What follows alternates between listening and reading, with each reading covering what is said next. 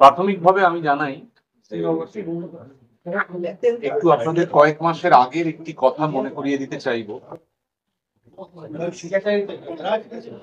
জুলাই মাসে যখন একটি পরিস্থিতির উদ্ভব হয় রাহুল মুখার্জির ছবিকে কেন্দ্র করে, তখন যে জলাবদ্ধতা তৈরি হয়েছিল কিছুদিনের জন্য ইন্ডাস্ট্রিতে, পরবর্তীকালে আমাদের কিছু সিনিয়র মানুষদের, গৌতম ঘোষ, এদের কাউকে ব্যান, কাউকে বাতিল করা, সাসপেন্ড করা, এই সংস্কৃতি যেন কোনো কর্মক্ষেত্রে না।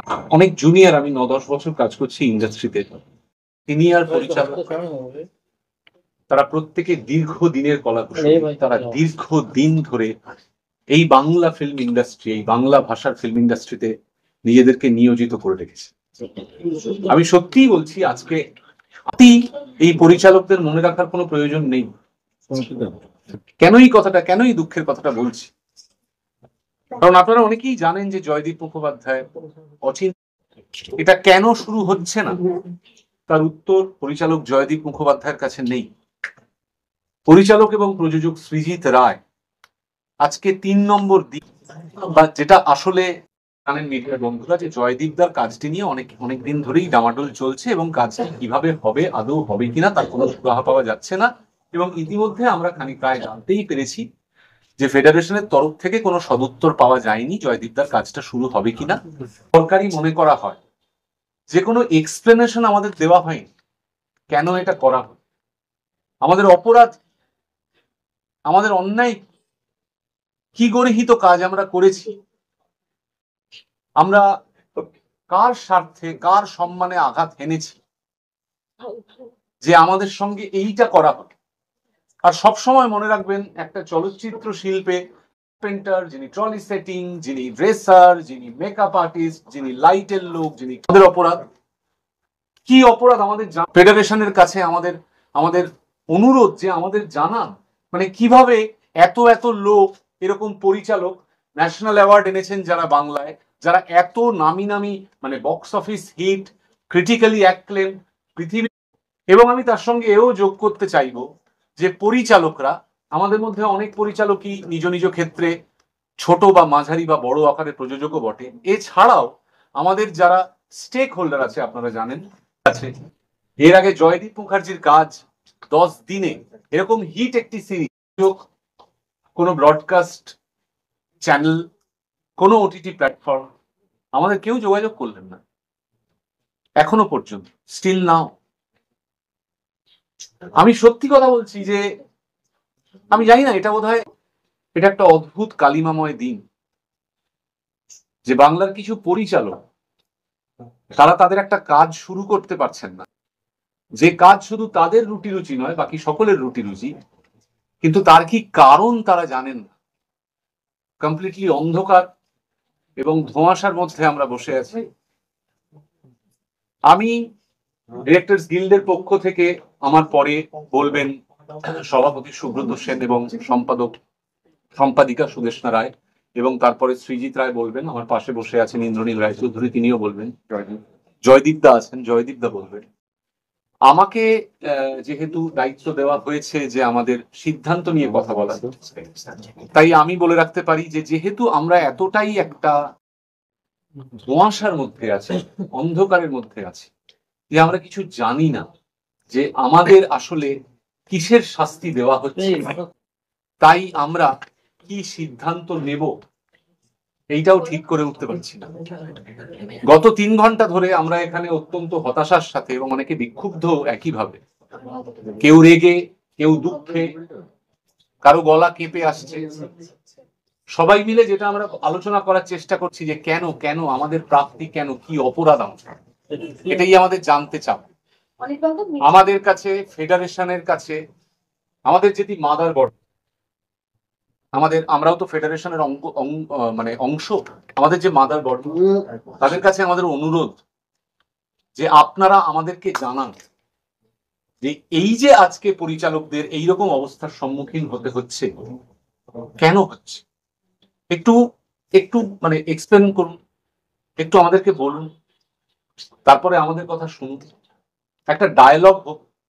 অন্তত মাননীয় মুখ্যমন্ত্রীর কথা 25 জন কার্পেন্টার কাজ করছেন না, অ্যাসিস্ট্যান্ট কার্পেন্টার ম্যানেজার কাজ করছেন না, অন্তত মুখ্যমন্ত্রীর সম্মান বজায় রেখে আমাদেরকে এক্সপ্লেন করছেন। এবং আমরা চাই, আমরা ইতিমধ্যে 3 দিন অপেক্ষা করেছি।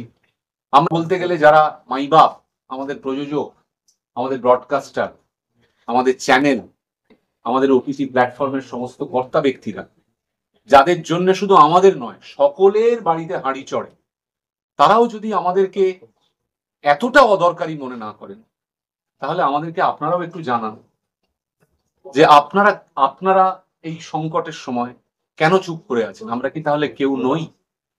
আমাদের কি তাহলে ন্যূনতম কোনো অবদান এই ইন্ডাস্ট্রি, এই বাংলা ভাষার ইন্ডাস্ট্রির প্রতি নেই?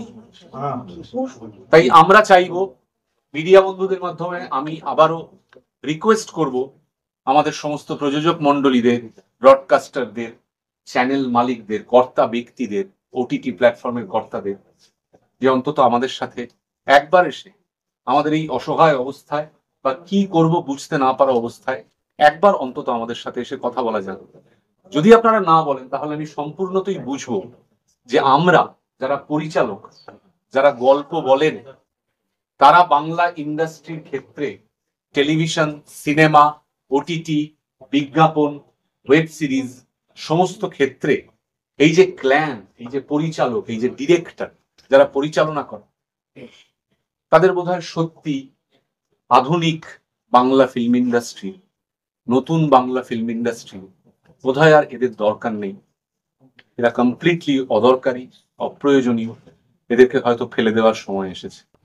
এবার আমরা এতটাই অদরকারি যে ফেডারেশনের এক্সপ্লেনেশন এবং প্রযোজক মন্ডলীর সঙ্গে কিঞ্চিত কথা বলা ছাড়া, তাদের সাথে আলোচনা করা ছাড়া, তারা যদি আমাদের সাথে কথা বলতে না আসেন, তারা কি বলতে চান এই বিষয়ে সেটা জানা ছাড়া আমাদের পক্ষে আমরা ভবিষ্যতে কি করব আমাদের এই অদরকারি অবস্থান নিয়ে, আমাদের পক্ষেও সেটা ঠিক করা সম্ভব নয়। আমি অনুরোধ করব সংগঠনের সভাপতি সুব্রতটাকে। তুমি না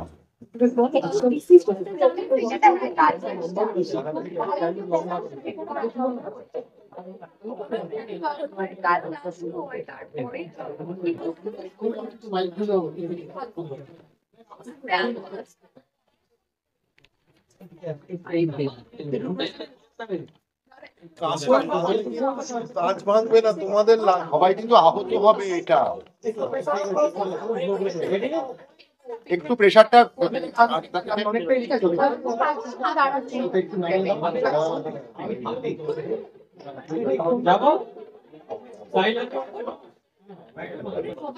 চাপটা নিয়ে রয়েছে ভাই। চলো রোলিং।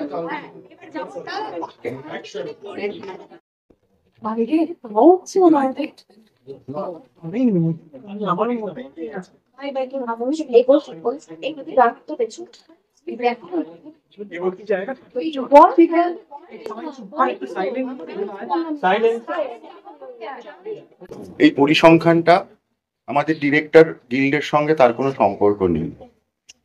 32 দিনের শিডিউল ছিল কৌশিক গাঙ্গুলির ছবি জংলা, যে ছবিটা হলো না। অনেকে যারা নিজেরা প্রোডাকশন করি তারা আমরা জানি যে একটা 32 দিনের শিডিউলে 1,35,00,000 টাকা পেত হচ্ছে জুনিয়র টেকনিশিয়ান। 1,35,00,000 টাকা। এই যে কাজটা বন্ধ হয়ে গেল, এই কাজটা বন্ধ হয়ে কম্পেনসেশন দাবিও করছে না, ডিরেক্টররা কম্পেনসেশন পাওয়ার যোগ্য নয়।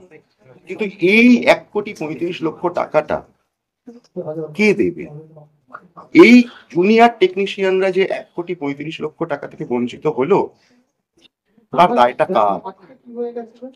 2 নম্বর প্রশ্ন হচ্ছে, এই জয়দীপ, আমাদের জয়দীপ, তার যে ছবিটা, মানে তার যে সিরিজটা আটকে গেল, এই সিরিজটায় প্রডিউসারের কি লস? ও এখানে পার্ট প্রডিউসার, ও এক্সিকিউটিভ প্রডিউসার, তার কি লস? 8 লাখ টাকা, 10 লাখ টাকা, সেটা আমি ছেড়ে দিচ্ছি, কারণ আমরা ডিরেক্টররা তো অপাঙ্ক্ত, আমাদের দরকার নেই, আমি তাদের লসটা ছেড়ে দিলাম। এই কাজটা 15 দিনের শিডিউলে যদি হতো, আমার হিসেবে বলে 35 লক্ষ টাকা, 35 লক্ষ টাকা জুনিয়র টেকনিশিয়ানরা পেত। এই 35 লক্ষ টাকার দায়টা কে নেবে? 1,35 লক্ষ টাকা সঙ্গে আরো 35 লক্ষ টাকা, অর্থাৎ এসে দাঁড়ালো 1,70 লক্ষ টাকা।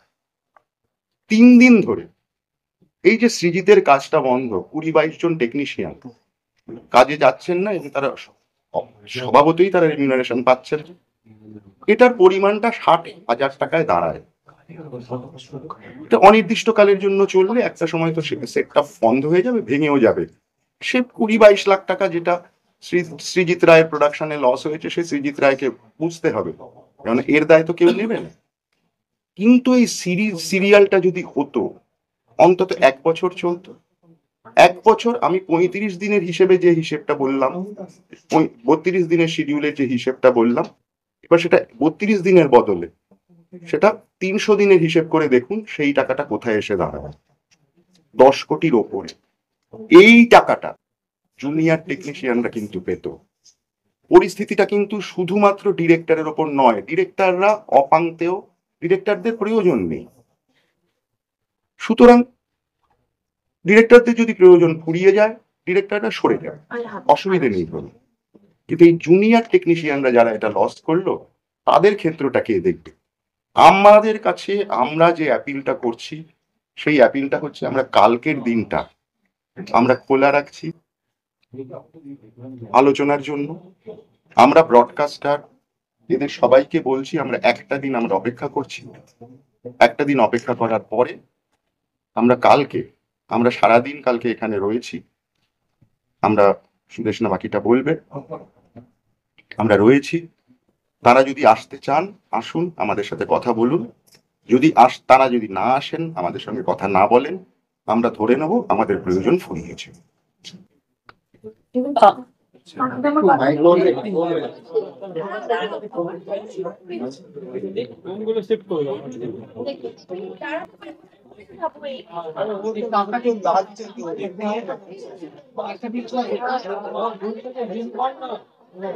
আমি খুব শর্টে বলবো, আমি ফিচার জার্নালিস্ট নই, তো আমি হচ্ছি নিউজ জার্নালিস্ট। আমি ছোটতে বলে দেবো যে কি হলো, যে তোমরা ব্যাকগ্রাউন্ড রেখেছো, আমি আর রিপিট করবো।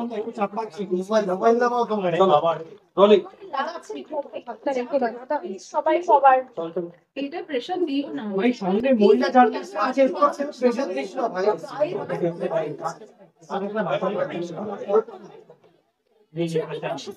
বলছি আমরা বলছি প্লিজ একটু দেখ, সামনে এতজন মহিলা বসে আছেন।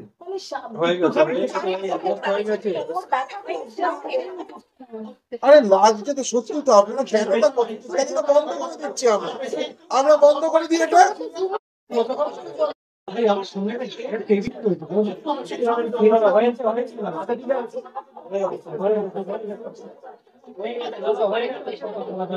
এক্সপ্লেনেশন দেয়নি, এবং আপনারা সবাই জানেন যে জয়দীপের ক্ষেত্রে চিঠি এসেছিল যে অসঙ্গতি আছে, এবং কৌশিকের ক্ষেত্রেও শুনেছি সেই একই চিঠি পাঠানো হয়েছিল, এবং কৌশিক গিয়েও ছিলেন, কৌশিক গাঙ্গুলি।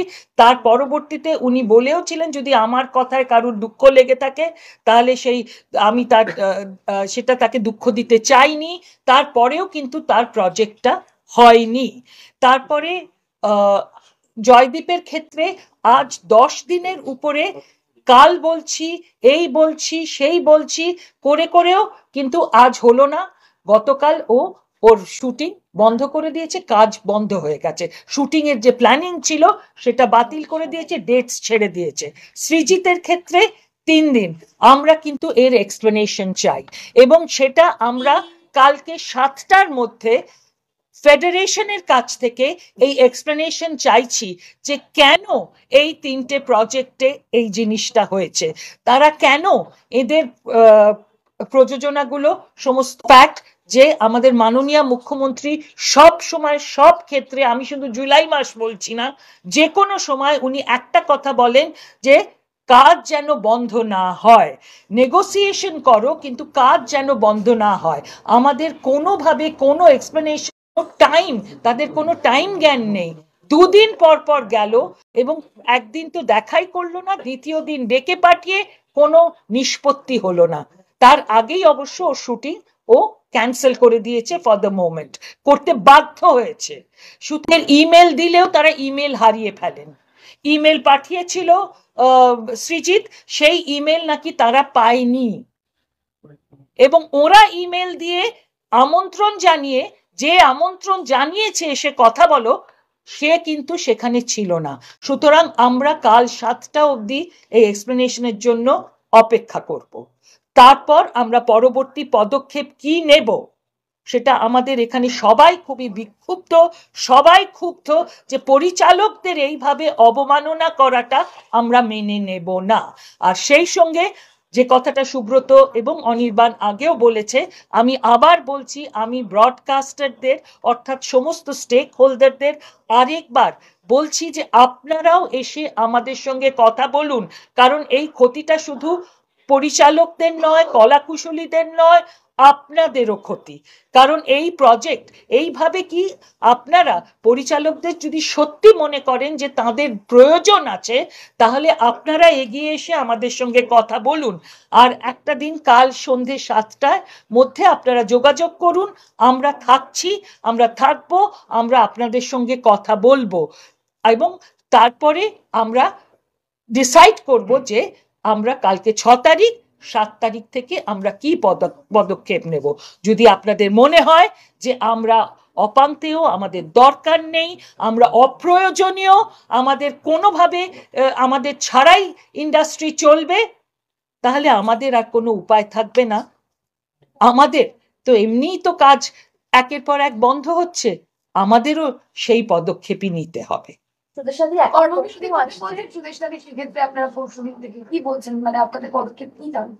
যদি আমরা ঠিক মতো এক্সপ্লেনেশন না পাই, যদি আমরা কোথাও সদুত্তর শুধু ফেডারেশনের কাছ থেকেই নয়, এবং ব্রডকাস্টার এবং যারা প্রযোজক রয়েছেন তাদের কাছেও আমার আপিল বা অনুরোধ যে আপনারাও বলুন, যদি আপনাদের মনে হয় আমরা অপ্রয়োজনীয়, তাহলে আমরা অপ্রয়োজনীয়। আমরা কথা বলেছি তোমাদের মতামত জানার পর, তারা বলছেন যে এরকম কাজ বন্ধ হয়েছে, এটা গতকালও কে বলেছে? ফেডারেশনের সভাপতি যিনি, তাকে তো চিঠি লিখে পাঠিয়েছে ও, সেই চিঠি তো ওরা প্রায়ই মেল পায় না। এবং আজকে আপনারা এই ধরনের প্রশ্ন কি করে ওরা করতে পারে? জয়দীপকে ওরাই চিঠি দিয়েছেন, জয়দীপের প্রোডাকশন হাউসকে, যে ডিসক্রেপেন্সি বা অসঙ্গতি আছে, তো সেই অসঙ্গতিটা কি আজ অব্দি এক্সপ্লেন করেনি। এবং একাধিকবার ফেডারেশনের সভাপতি সমস্যার সমাধান করতে চাইছেন। উনি এসে একবারও বলেছেন? উনি একবারও আমাদের সঙ্গে কথা বলতে আসেননি। এবং লাস্ট আমি যখন ফোন করেছি, এটা আপনারা শুনে রাখুন, সেটা হচ্ছে ডিসেম্বর মাসে আমি ওকে ফোন করে বলেছি যে একটা বিষয়, তখন ও বলেছে আমি ইসি মিটিং করে তোমাকে জানাবো।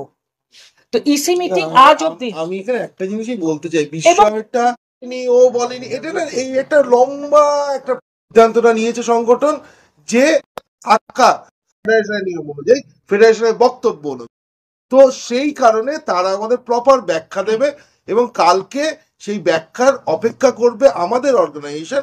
তারপর আমাদের অর্গানাইজেশন যে সিদ্ধান্ত নেবে। আমি গত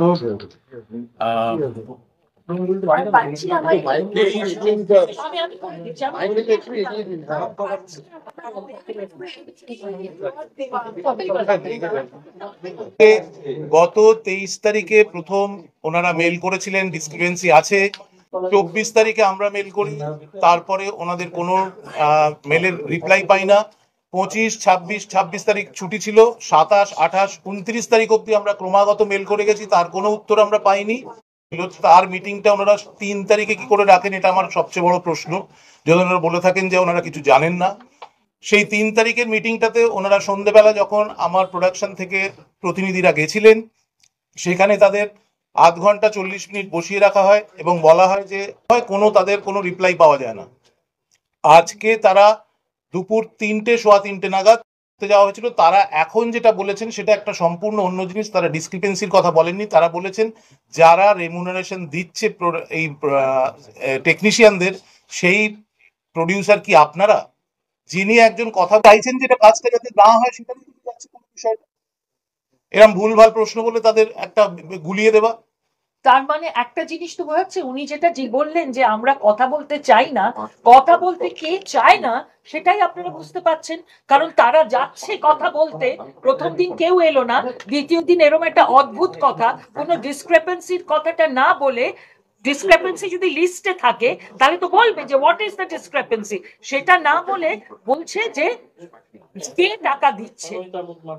আপনি কি একটা জিনিস বলেছে, এখানে কমিটি গঠনের প্রস্তাব দেওয়া হয়েছিল, সেটা আমাদের আপনারা জানেন মহামান্য মুখ্যমন্ত্রীর সামনে কাছে প্রসেনজিৎ চট্টোপাধ্যায়, দেব অধিকারী এবং আমাদের মাননীয় গৌতম ঘোষ বারবার মেল করা সত্ত্বেও বলি কমিটি গঠন করার কথা উনি জুলাই মাসের শেষে বলেন এবং বলেন নভেম্বরের মধ্যে রিপোর্ট চাই।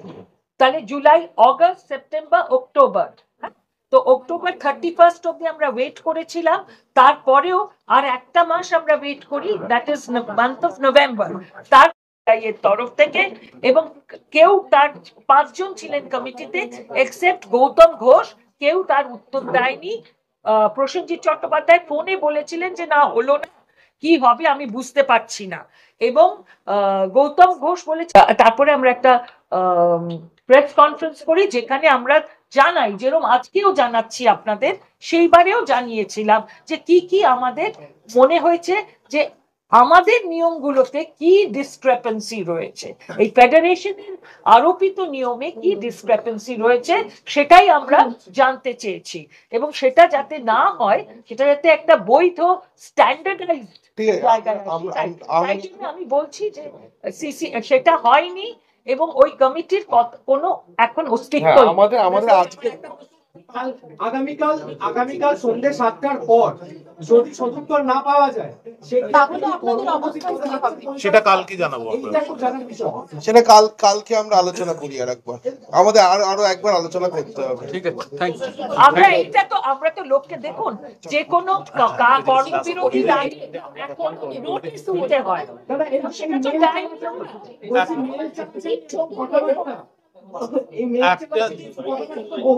বহু প্রসেস, মানে এটা বহুদিন ধরে হয়েছে, এবার থেকে মেল করা হয়েছে, মেল পাওয়া যায়। শুভঙ্কর, আমরা জানি বহুদিনের প্রসেস, কিন্তু আমরা সকলেই যে কথাটা বললাম সেই কথা